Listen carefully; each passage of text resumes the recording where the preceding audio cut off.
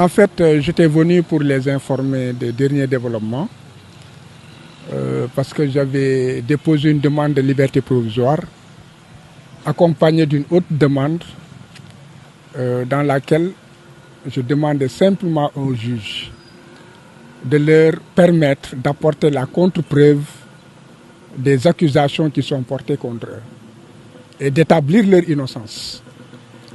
Parce que tout le monde sait que c'est un dossier politique et on ne cherche pas à établir des preuves.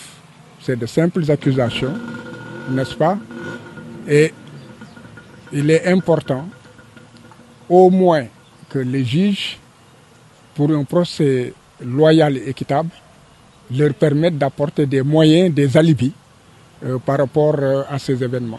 La chambre d'accusation a rejeté les deux demandes, celle tendant à la mise en liberté, au motif que les faits sont graves et au motif aussi que l'ordre public continue à être perturbé et enfin qu'il pourrait corrompre des témoins.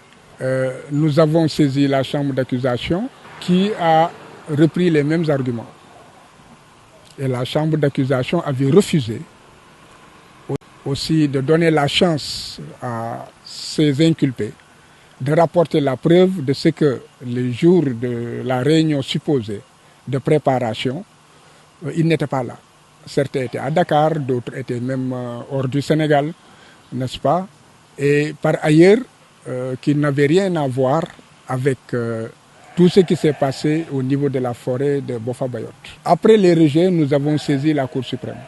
Naturellement, la Covid a fait que nous n'avons pas été convoqués à une audience, ou en tout état de cause, nous n'avons pas reçu de convocation.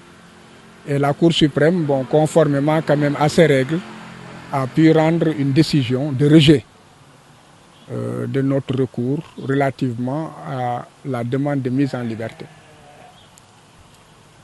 Il fallait donc que j'informe mes clients de cette décision. Par contre, par rapport à l'autre requête relative à la demande d'audition de témoins, demande d'expertise pour établir que les faits rapportés par les gendarmes enquêteurs étaient des faits mensongers et qu'ils n'étaient pas établis, des expertises, les éléments que nous avions en fait posés, des expertises par rapport, comment dirais-je, au relevé téléphonique